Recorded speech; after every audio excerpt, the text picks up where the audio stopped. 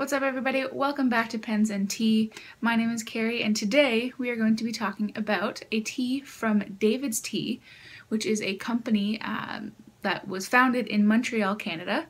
But don't worry, my friends to the south, David's Tea does ship to the United States, which in this economic time would actually be brilliant for you guys because it sure sucks for us. This is a tea that is actually exclusive to David's Tea right now. So if you want to, pick it up after I tell you all about it, go to davidstea.com and it'll basically show you everything that's there. But this one in particular is called Nepal Black. So if I bring that one up there, it's a black tea from Nepal, if you couldn't put that together already. The label basically says there are good things brewing in the highlands of Nepal, like this handmade black tea from a small family-owned tea garden named June Chiabari. And it is exclusively there. So like I said, it is only available at David's Tea. It's very creamy smelling, and it has a bit of a honey flavor to it. It's a relatively mild black tea, and it is also a loose leaf. So I'll try and bring some of that out. So basically what that means is that it's not pre-bagged. So you can either get your own like steeper bags that you can put this into and let it steep in a cup or a teapot or anything like that. Or you can actually get either metal or plastic or any type of filters that you can actually sit over top of your cup. So I actually have mine in a mug that my friend got me from Newfoundland for Christmas. So it would just be like sit maybe about this far down into your tea, and there's little kind of things that'll just hang over the cup like that. And you can let the water soak up all that good flavor. Don't spill. I can't stop smelling this. It almost smells like there's like chocolate in there, but there isn't.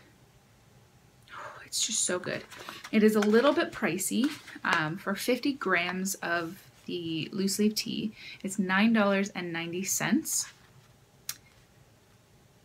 But it is so good. It is so, so good. It's definitely my favorite right now.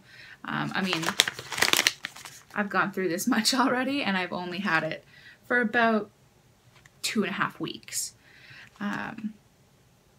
So, I mean, that should tell you right there how obsessed I am with it. I really like it just because, like I said, it's a little bit on the mild side, but it has like a creamy, sweet flavor to it. And to pair with that tea today, I have, boom, the Pelican M600. This bad boy is what we will be talking about today. The finial of this pen is super cute. As always, it shows the mama pelican looking over her baby pelican. The two gold bands at the bottom of the cap say Germany, the country in which it's made. And then as you'll see as I swoop this thing around, it says Pelikan Souverain. I don't know how to pronounce that, so, to anyone who speaks German, I am super, super sorry that I completely butchered that. Butchered that.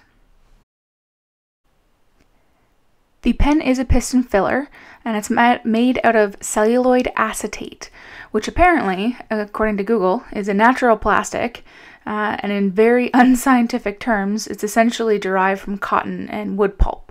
And it feels really, really good in your hands, and actually warms up almost like with your touch while you're using it. It's really awesome. The clip also has the traditional pelican bill that has a pretty good spring. The nib is a 14 karat two-toned gold nib. You get pretty decent spring from it and a little bit of line variation. And the feed on the back, which is pretty much similar to any feed that you'll see in any other pen. It's got a little hole that's just by the pen body where it will intake your ink. The pen itself, as you can see, is a piston filler. I've tried to backlight it a little bit so you can actually see the piston moving up and down. It's also a really nice feature because when you are using it, you can see through those lines. And piston fillers traditionally are hard to clean, but you can actually remove the nib unit from the from the actual body itself and screw it back out. So it makes it a lot easier to clean. The cap is a twist turn to get it on and off as well. I've tried to match it up with relatively known pens. Top down you have the Pilot E95S, the Pelican M600, the Pelican M205, the Lamy Safari, the TWSBI 580 All, the Edison Winter Edition Special from Goulet Pens, and the Jinhao X750. This pen, I would say if you have smaller hands, it's going to be the perfect size for you. If you have larger hands, I would maybe recommend getting the 800 rather than the M600, just because of pure size. So now it is time for the good old writing sample portion of the video.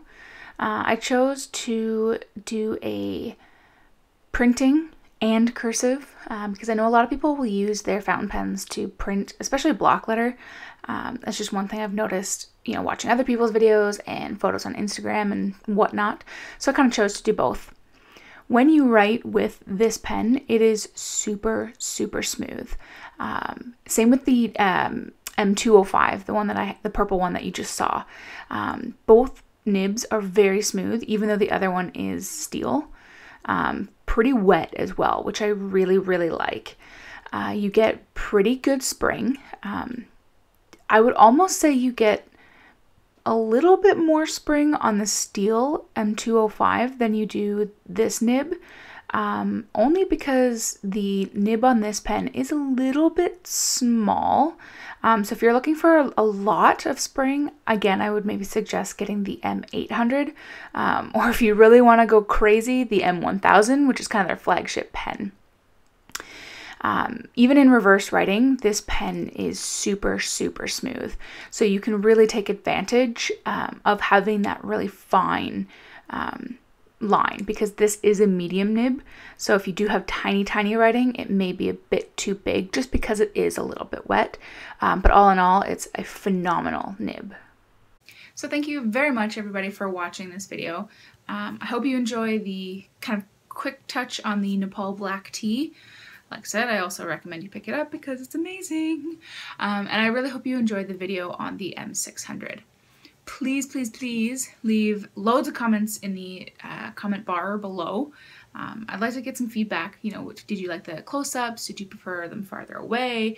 Would you rather, you know, no close-ups whatsoever with voiceovers? Would you rather me just hold it and talk about it this way? Just kind of, you know, what types and styles of videos you're looking for. If you did like it, if you want to see more, there will always be videos Monday and Friday every week. No stopping unless there's, like, you know, I end up in the hospital or something crazy like that. But yeah, please, you know, comment. If you really like to give it a thumbs up, hit that subscribe button, and I will see you next Monday.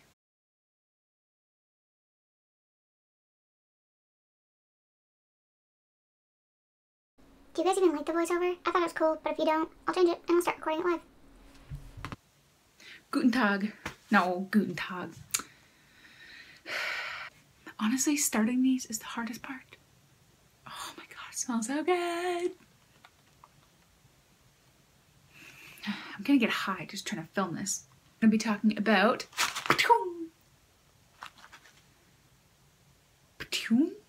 sound effects.